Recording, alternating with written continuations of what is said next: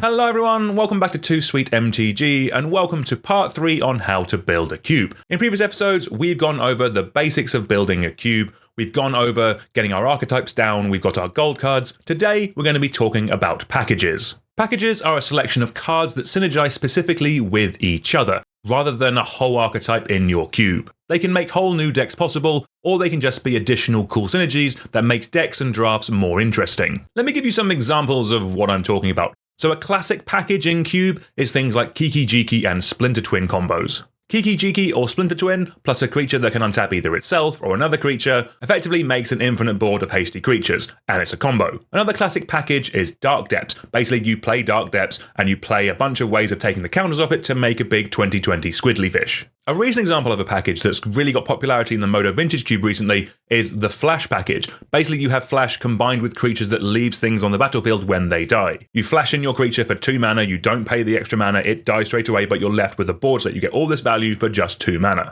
But they don't just have to be multi-card combos. One of my favourite examples of a package was something that Ryan Sachs was running in his cube. I'll put a link down in the description below to that. But he was running Grove of the Burn Willows and Punishing Fire in his cube. These cards interact in a really cool way. Basically, you repeatedly get to shock something every turn. This isn't a game-winning combo, but it's cool and it's something interesting that your drafters can build. Another example could be, if you're already running something like Green Sun Zenith, you could turn it into a ramp spell by adding Dryad Arbor to your cube. For a single green, you can go and shoot a Dryad Arbor, which is a creature, but also a land. So those are some examples. Why should you think of running them in your cube?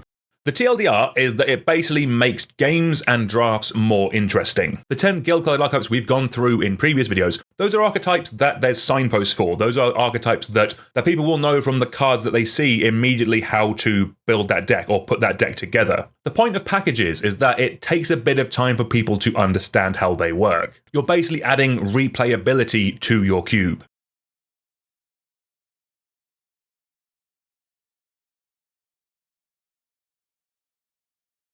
Because they'll see these group of cards come in and be like, I wonder what this is about. What do they do together? How can I make this work? Some packages will definitely reward like better players because if they see Kiki Jiki Splinter Twin coming in and they've played it and they know how that works, they're more likely to be able to draft that early on. But what's nice about Magic is once a player has seen an interaction, they can then copy it and do it themselves. So it'll quickly spread to the other drafters in your group. Another thing with packages is you are doing the thing that Magic players love. We are finding cool synergies. Let's go back to the Grove of the Burn Willows Punishing Fire example.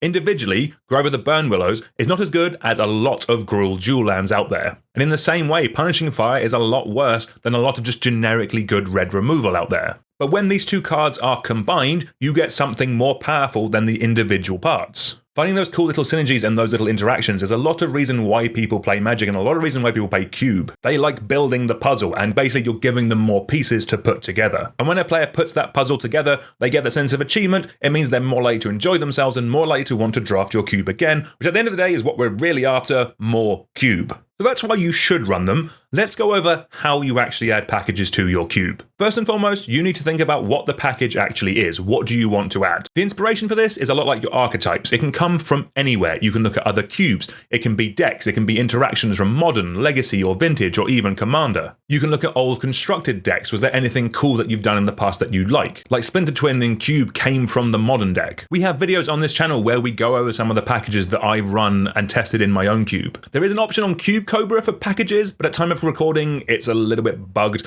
It's either under maintenance or still needs to be worked on, but hopefully in the future that can be something that people can use as a resource to find more packages. So once you have the overall idea of what your package is going to be, there are some things to consider first and foremost. So firstly, packages are more powerful the smaller the cube size. This is because basically the smaller the cube size, the more likely the package is to be opened. The flip side of that is in bigger cubes, it means you're less likely to see all the individual pieces in any singular draft. This is why Kiki Jiki Splinter Twin is seen in so many higher powered level cubes, because there's just so much redundancy for it. Yes, Kiki Jiki and Splinter Twin are the main combo pieces. There are a ton of cards that combo with them that you can look to run to give you the extra redundancy in the package to work at larger settings. We've kind of seen this as well with like the Wheels deck or the Wheels archetype that's seeing play in a lot of powerful cubes right now. There's plenty of cards that make both players discard their hand and draw a bunch of new cards. but now there's a ton of cards that reward you by punishing your opponent when that happens. That extra level of redundancy with packages can be important because it means that the person drafting it is more likely to get their bits at larger sizes of cube. This is one reason why Dark Depths tends to struggle to appear as a deck in larger cubes. There's only one copy of Dark Depths. There's a ton of things that can take counters off or cheat the counters off in some way, but at the end of the day, if you don't have Dark Depths, your Dark Depths deck isn't really going to work. So that's why when you're adding the package to your cube, you need to work out what the key parts are. What are the key aspects that you're wanting to drill down on? If it's a couple of cards that synergize together, then that's pretty easy to add. You know the important cards in the little interaction. If you're in a smaller cube, you know you're likely to see it more often. If you're in a larger cube, you might just have to accept that it's not something that'll happen every time. It's a nice to have. When it comes together, people will be happy. But if it's a larger package, like a combo or something to make more of a deck open up, it's best to think what are your key cards. And then if you're in a larger cube, think what bits of redundancy there are for that package. So let's actually look at Kiki Jiki and Splinter Twin. Kiki Jiki and Splinter Twin are the key combo pieces here. These are the bits that you need to make this combo work. Fortunately, there are two of them, so even in a 540 or even a 720 cube, you are statistically likely to at least see one of them. As you mentioned, these primarily combo with cards that untap themselves. The cards you see combined most with Splinter Twin and Kiki Jiki is Deceiver Exarch and Pestamite.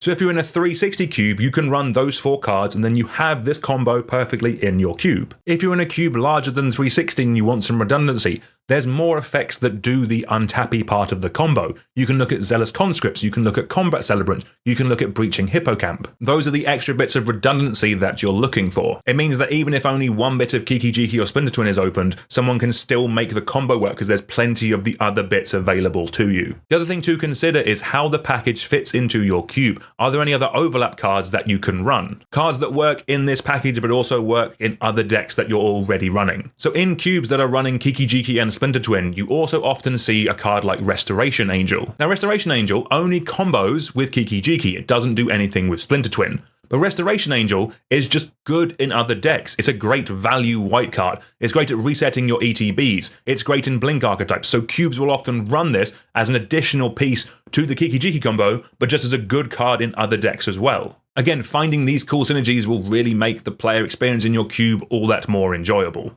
So that's everything you need to consider when thinking about adding a package to your cube. Let's actually go ahead and do it with the cube that I'm building along with this series of videos. Now, first of all, I will admit the package that I'm going to be adding to the cube I'm building is not going to be one that a lot of people are going to be adding to their cubes in general. But the process that I'm doing is something that people can follow along with.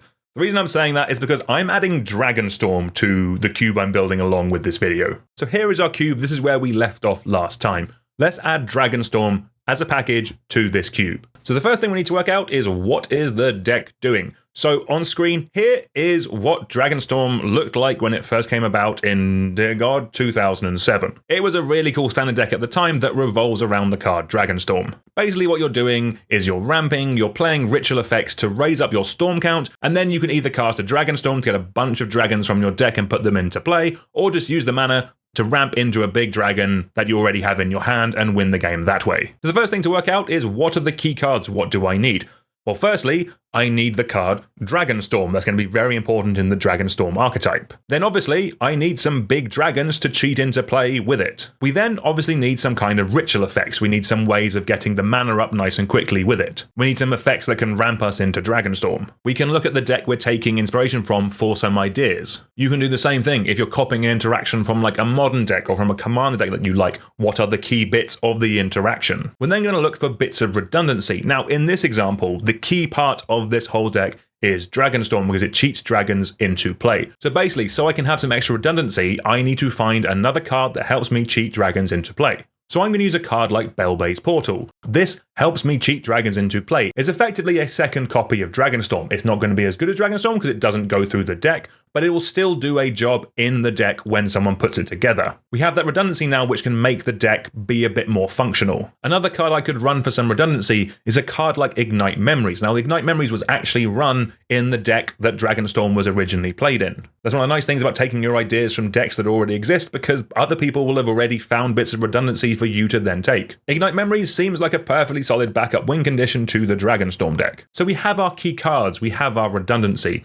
The next thing to think about is what overlap cards are there? How can we make this work in our cube? So for that, I'm going to be looking at the archetypes. What cards do I think can overlap there? So in the cube I'm building, in Izzet, we are running an Izzet Blitz strategy. This cares about casting a lot of cheap spells to pump up creatures. These decks like things like cheap cantrips. They're cheap, efficient spells that replace themselves with another card. Blitz loves them because the creatures have like prowess, or things like prowess that buff up them creatures when you cast instants and sorceries. The Dragonstorm deck will like these cheap cantrips because it adds to the storm count, meaning you get more dragons when you cast your Dragonstorm. So I know in blue I'm going to have a couple of cheap cantrips, but there's cards like Gitaxian Probe, which is a free cantrip. There's cards like Manamorphose, which replaces itself as a card and also mana. These are more kind of storm specific. I can look to run those as well. I'm kind of putting them specifically for the Dragonstorm deck, but again, Blitz will really love these cards. Secondly, in terms of overlap, I know that I want Dimir in my cube to be like a Reanimator style strategy. Both Dragonstorm and Reanimator want big creatures that you can cheat into play. So if I just make the big creatures in my cube dragons, then both archetypes are happy. I even have synergies with other archetypes in my cube. Like in Golgari, it's like a Graveyard Matters style of theme. It wants to fill up the graveyard with creatures. There are dragons that bring themselves back from the graveyard. I can look at running those. Then because my Gruul section is a rampy monster starter deck, dragons do a load of work into that section as well. By doing the extra little step of finding cards that can overlap when you're doing things like this, again, I've said it before, it just makes the whole cube environment seem more smooth and everything just fits together that little bit nicer. Nothing feels out of place. So obviously when I'm doing this now, I'm doing this while I'm building the cube. It's quite easy for me to find room for packages because I'm only halfway through building the cube. I know plenty of people watching this video will already have a cube and be asking, well, how do I fit it into a cube that's already full? So we'll go over some tips for that now. So let's go back to a really easy example of this. Let's go back to one of the small little synergy packages that you want to add. Let's go back to something like Grove of the Burnwillows and Punishing Fire. Something like this is a really nice, easy, neat little package to add, because basically what you're doing is you're taking your worst Gruul land, you're taking your worst burn spell, and you're replacing them with two cards that synergize better together. If it's a bigger change, say something like Kiki Jiki and Splinter Twin, which can be a ton of cards, then you need to make more room for them. For those, you basically have to carve a little hole in your cube, and I know that doesn't sound fun, but trust me, it's not too hard. You know what colors the packages are in, you're basically looking to make room in those colors. So what you're going to be doing is cutting like the worst card in an archetype in those colors, or you're cutting like the most generic worst like burn spell, something like that. You're looking to cut a card that is just like fine, a good vanilla magic card. And while that might not sound great, basically what you're doing, you're removing the worst bit of depth from one archetype or one color. But on the flip side, you're adding something new and something interesting. Like basically you're asking yourself, does your cube need like the 5th copy of Lightning Bolt and the 5th aggressive red 1-drop? Does it need the worst counterspell? Does it need the worst cantrip? Can I cut those 4 cards and put in Kiki Jiki Splinter Twin combo into my cube? And that's the thing, in terms of what you cut and what you add, it's entirely up to you, and the only way that you'll really know if it's worked is with testing, is with playing the cube. But one other thing about packages is that it makes cubes more fun, so you're more likely to play more Magic, so it's why I think it's really important for people to try. So that's where we're going to leave the video for today. There is definitely a bigger, broader conversation in terms of packages that we'll definitely have on this channel at some point in the future, because some cubes can entirely be made by packages. Like if you look at the Mitgo Vintage Cube, effectively you have very broad archetypes and some good cards, then it's just crammed full of cool, interesting packages.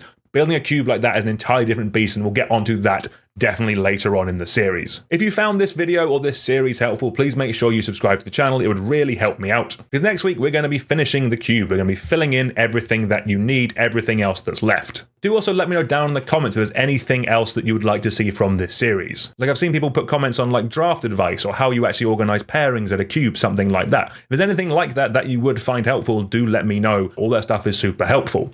But anyway, until next time, I will see you all soon. Goodbye. Miri, what's your favorite cube package? Oh, cat combo. Good choice. Love you, darling.